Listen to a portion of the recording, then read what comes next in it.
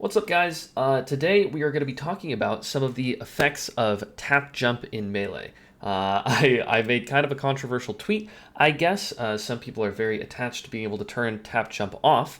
And with the introduction of this new rollback netcode made by Fizzy, implemented in Slippy, a lot of new people are getting involved in Melee, trying it out at least, and a lot of people who are coming over from different Smash games like PM. I'm not sure if Brawl or Smash 4 have the ability to turn off tap jump, but I know that PM and Ultimate do, and a lot of players from those two communities are definitely playing quite a bit of Melee and just trying it out, and seem to be having a hard time dealing with not being able to turn tap jump off, and there's some frustration around that, and some people are even considering just like ditching the game because they feel uncomfortable and they keep jumping accidentally. So what I want to go through in this video is just a couple different ways that you can actually go about practicing getting around some of the weird tap jump mechanics in the game. I hear a lot of people say they'll just like do an aerial and then want to up tilt or something, and then they'll end up full hopping, or they like want to up tilt after a laser, but then they'll just full hop. They keep jumping out of hit stun when they're just trying to DI. People are trying to angle their shields, but they're actually just jumping. And so those are kind of like three topics that we're going to talk about throughout this video, and hopefully it becomes a lot more clear to you guys how all of this works. So, that being said, the first one that I want to start with is the tap jump buffer window after the lag of essentially any action. And so for a lot of new players, I know you guys have probably been told to practice shuffle aerials, which is short hop, fast fall, L canceled aerials. It'll look like this, right? Short hop, fast fall, L canceled aerials. And so what I want to point out is that at the end of all of these animations, let's say we're doing down air, right? I'm going to be able to go frame by frame here.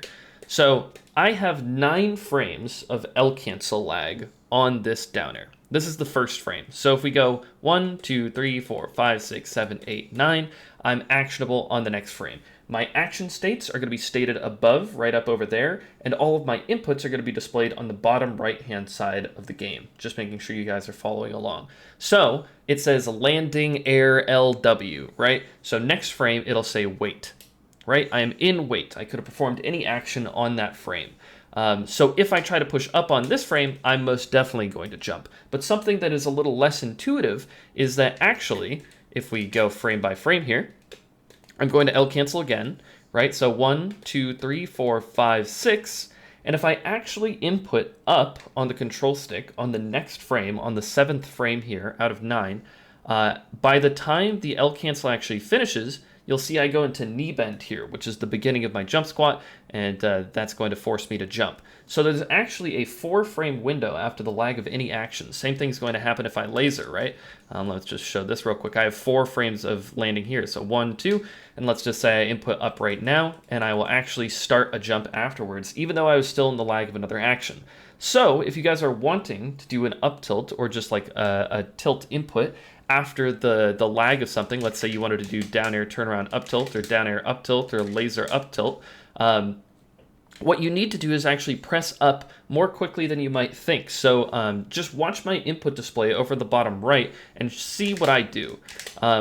As you can see, I'm actually holding up right now, and my character isn't moving anywhere. I haven't jumped, I haven't full hopped, nothing's being weird, and if I press A from this state, I just up tilt. So I'm buffering the tilt input right here. So a motion I would love for you guys to get familiar with if you're practicing your shuffled aerials is quickly fast falling, and if you look at my stick, I'm flicking down and then immediately flicking upwards, right?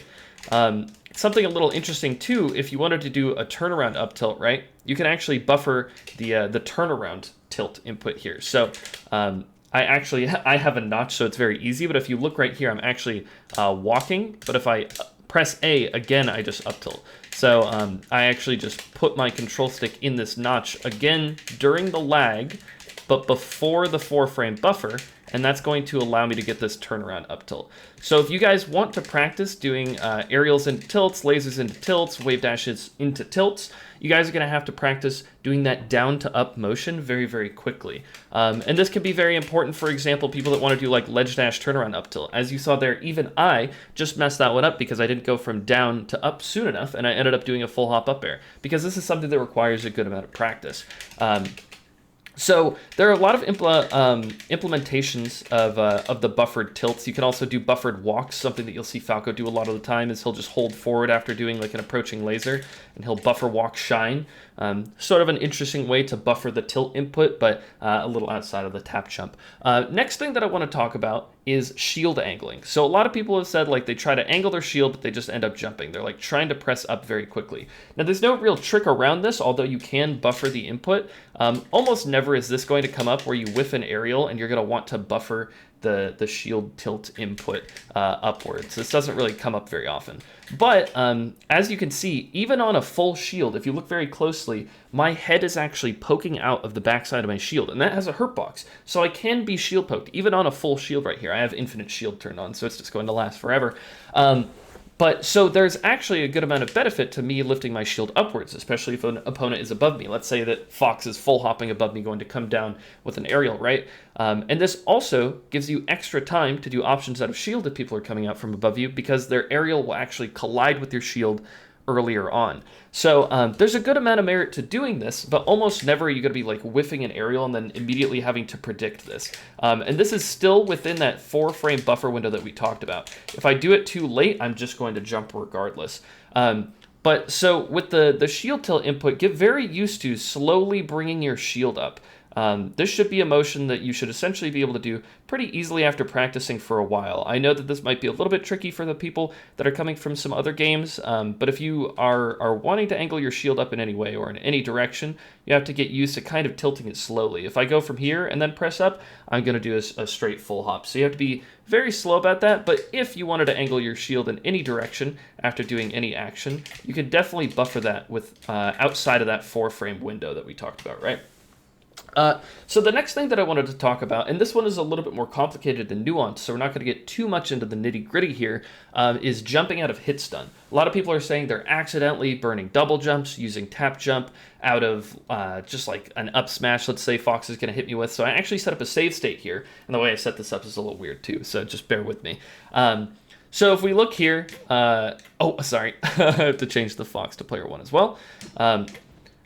So Falco's getting up smash right here, right? And eventually he will be able to jump. He doesn't have to land on the ground right here. He'll actually jump after frame 60 of damage fly top, which is the action state listed at the top right over there.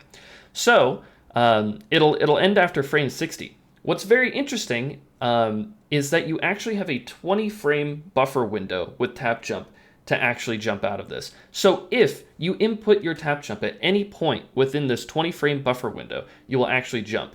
I am a little fuzzy on exactly the 20 frames, but it is around 20 frames. I can promise you that. So if I am Falco right now, I am in hitstun. I cannot do anything.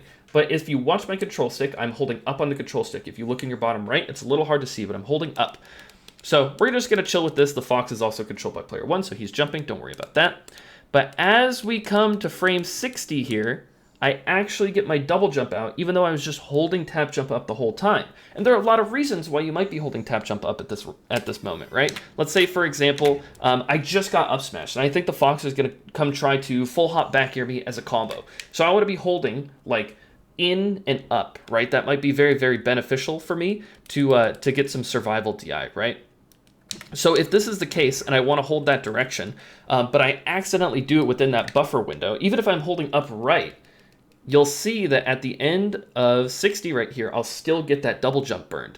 And if this happens on accident, this could be a very bad thing, especially on a stage like FD. There's no platforms to land on. If the opponent hasn't hit you already, maybe they're baiting out your double jump.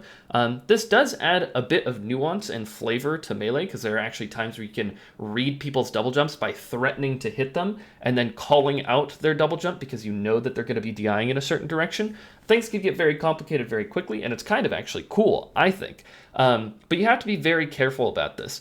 But I do want to draw a very quick distinction.